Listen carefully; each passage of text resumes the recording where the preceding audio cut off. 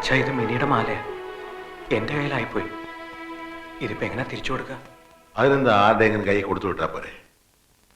നോക്കട്ടെ.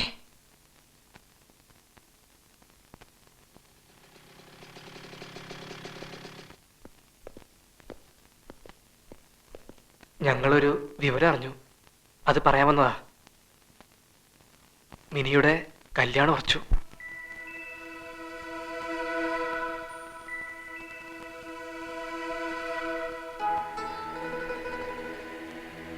അമേരിക്കയിൽ നിന്നും MBA പാസ്സായ ആളാ. കല്യാണം കഴിഞ്ഞ ഉടനെ മിനി അമേരിക്ക കൊണ്ടുപോകും. ഒന്നിങ്ങി വന്നേ.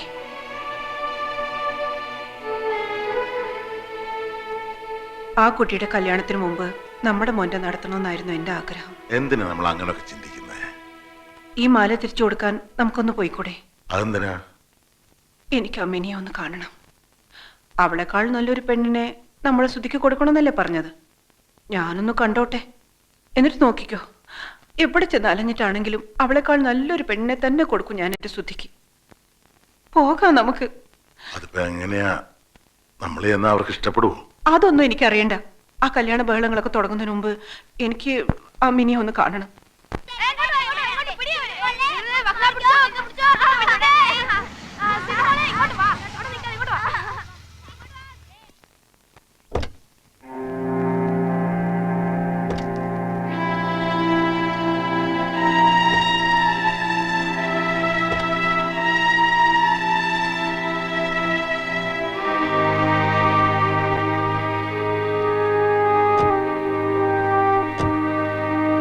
അകത്തേക്ക് വരാവോ? കല്യാണം തീരുമാനിച്ചൊക്കെ അറിഞ്ഞു. പിന്നെ ഇവിടുത്തെ മിനിയുടെ ഒരു മാല ശ്രുതിയുടെ കയ്യിലായ വിവരം ഇപ്പോഴാ അറിഞ്ഞതേ. അപ്പൊ അത് തിരിച്ചു തന്നിട്ട് അവനെ കൊണ്ട് മാപ്പ് പറയിച്ചിട്ട് പോകാൻ തിരിച്ചു വന്നാ. ഞാനങ്ങ് ഭയന്നു പോയി. ഇത്രയുള്ള കാര്യം. വാ. പറയാൻ പാടില്ലാത്ത ചിലതൊക്കെ ഞാനും പറഞ്ഞു പോയിട്ടുണ്ട്. നേരിൽ വന്ന് കണ്ട് എല്ലാം മറക്കണമെന്ന് പറയാനിരിക്കുകയായിരുന്നു. വരൂ, അകത്തോട്ടിരിക്കാം.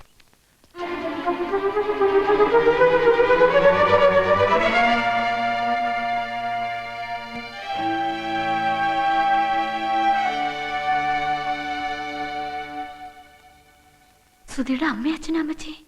എന്റെ ഈശോയെ, എന്നിട്ടാണോ വന്ന കാലയിൽ അങ്ങ് നിന്ന് കളഞ്ഞേ? വാ, അകത്തോട്ടിരിക്കാം. ഗ്രേസിയേ, ലാലമ്മേ, നിങ്ങൾ ഇങ്ങോട്ടൊന്ന് വന്നേ. മോള് പോയി കുടിക്കാൻ എന്തെങ്കിലും എടുത്തോണ്ട് വാ. കല്യാണ വീട്ടിൽ വരുന്ന ആദ്യത്തെ വിരുന്നുകാരാ. ഇങ്ങോട്ടിരുന്നാട്ടെ. കല്യാണ തീയതിയൊക്കെ നിശ്ചയിച്ചോ? ഇല്ല, അവർക്കും ധൃതിയുണ്ട്. അതുകൊണ്ട് മിക്കവാറും അടുത്ത വ്യാഴാഴ്ച ആവും കല്യാണം.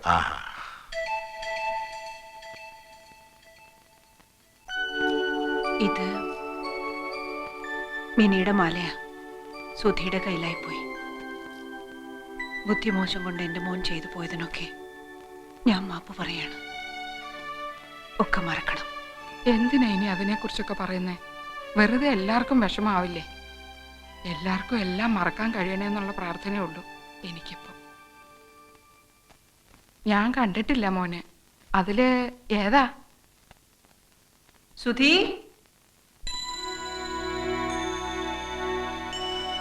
അമ്മച്ചിക്ക് നിന്നെ ഒന്ന് കാണണമെന്ന്.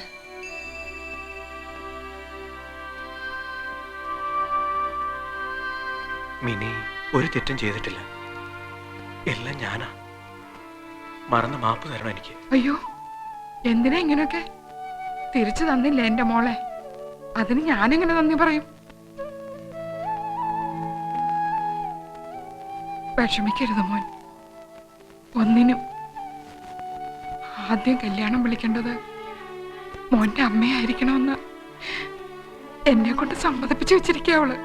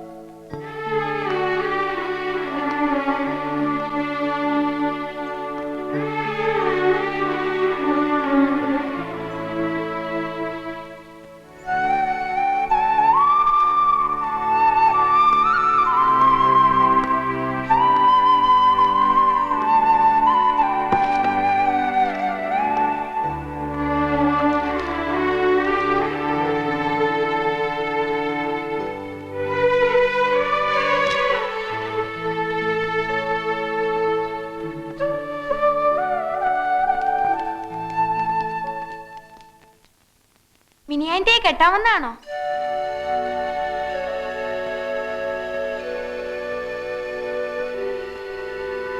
പറ, മിനിയാൻ്റെ കെട്ടാമെന്നാണോ? അല്ല, പിന്നെ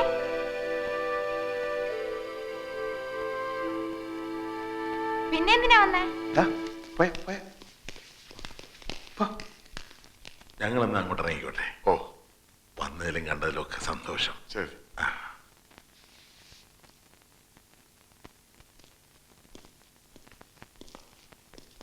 പോവാം.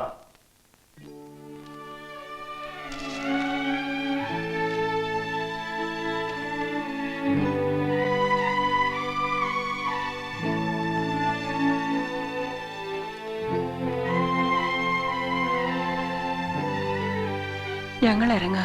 എന്റെ മോളോടൊന്നും മിണ്ടിയത് പോലും ഇല്ലല്ലോ.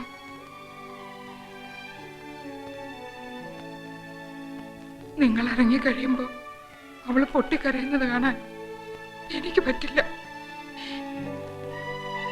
കല്യാണമല്ലേ അവളുടെ, ഒന്ന് അനുഗ്രഹിച്ചിട്ടെങ്കിലും പോയിക്കൂടെ?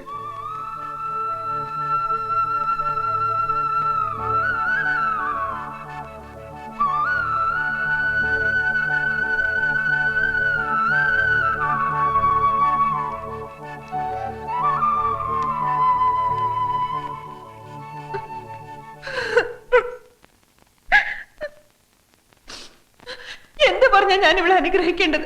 എങ്ങനെയാ ഞാൻ ഇവിടെ അനുഗ്രഹിക്കേണ്ടത്? എന്റെ മോളല്ലേ, ഇങ്ങ് തന്നേര്, ഞാൻ നോക്കിക്കോളാം അവളെ പൊന്നുപോലെ.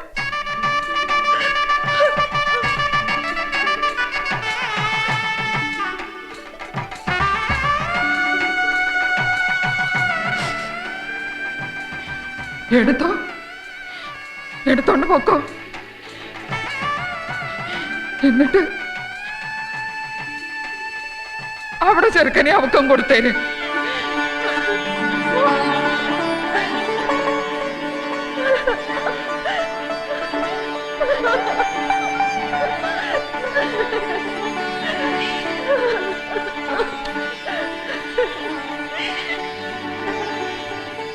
അമ്മച്ചി, അമ്മച്ചി എന്തായി പറഞ്ഞേ?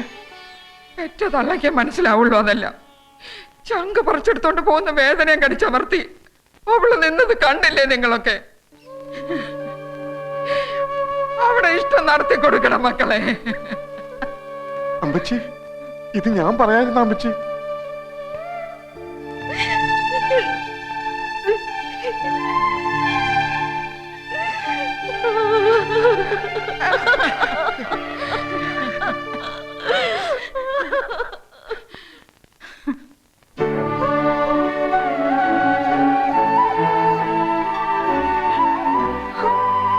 ഒത്തിരി വേദനിപ്പിച്ചു അല്ലേ അമ്മ? ഇവന് അവളെക്കാൾ നല്ലതിനെ കണ്ടെത്താൻ എനിക്ക് പറ്റില്ല. എന്താടാ നോക്കി നിൽക്കുന്നേ? പോയി വിളിച്ചോണ്ട് വാടാ നിന്റെ പെണ്ണിനെ. വിളിച്ചോണ്ട് പോകാൻ ഞങ്ങൾ സമ്മതിക്കില്ല. തരിക, പൂർണ്ണ മനസ്സോടെ ഞങ്ങളായിട്ട് തരിക. എന്നാ പിടിച്ചോ ഞങ്ങളുടെ പൊന്നലിയെത്തിയെ.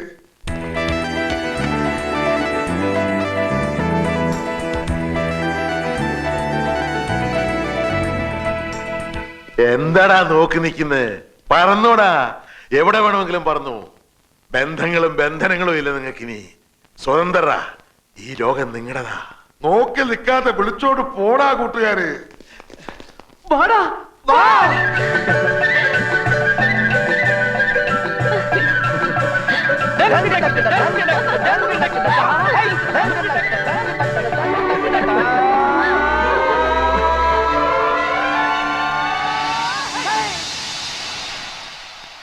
ഒരു രാജമല്ലി വിടരുന്ന പോലെ ഇതളെഴുതി മുന്നിലൊരു മുഖം, ഒരു ദേവഗാനമുടലാർന്ന പോലെ വരമരുളി നീക്കുമൊരു സുഖം. കറുക നാമ്പിലും മധുഗണം കവിത പെയ്യ